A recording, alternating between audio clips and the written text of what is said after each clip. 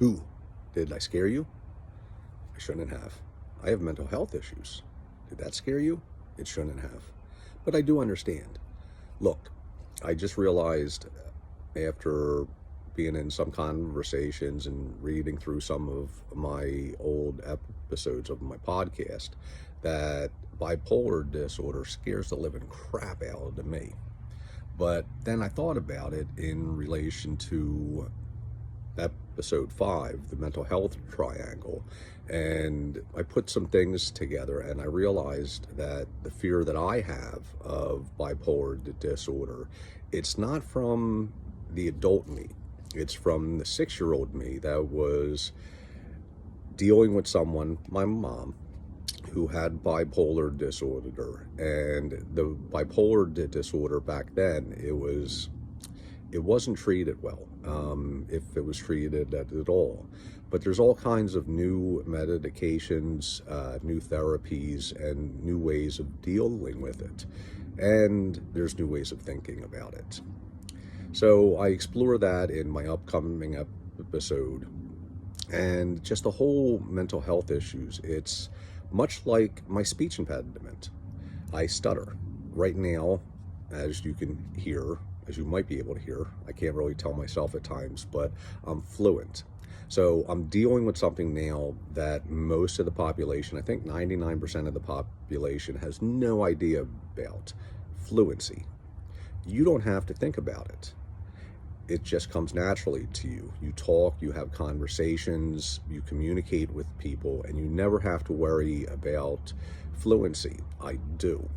Right now, I'm employing certain tricks, certain things that I've learned, most based on the Alexander technique. It's a thoughtful process where I've been practicing now for decades. That's why I'm able to be fluent, and that's why I don't sound like I did when I was 6, 7 years old, where I really couldn't get a few words out. Mental health issues are really the exact same thing. People are struggling. There are ways to get help. There is hope. It's an illness. So I ask you to not be afraid of yourself. Not be afraid of those around you who might have mental health issues, because there's a hell of a lot more people with mental health issues than there are people who have speech impediments.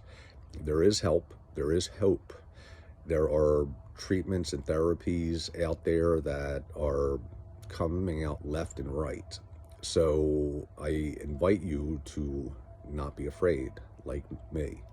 And to those who might be watching this with bipolar disorder, I did do you a disservice in my previous episodes. I'm learning. It's a process. I'm evolving. Even as I write this, even as I talk about these things, it's just something that I'm trying to get out there, trying to work through, and I'm working on it, and it's coming along. So check out my next episode. It's rectifying a disservice done to those with bipolar disorder, because that's an issue that I have, but that's the little boy inside of me.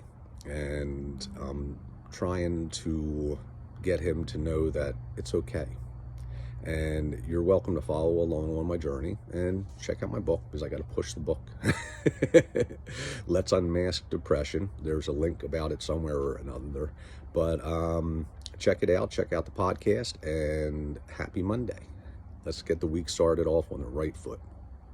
So really, I hope I didn't scare you. I haven't had my second cup of coffee yet, so the entire world is a scary thing for me right now. But like in everything else, it's a process, and I'm about to go get that second cup of coffee. Happy Monday. Aloha.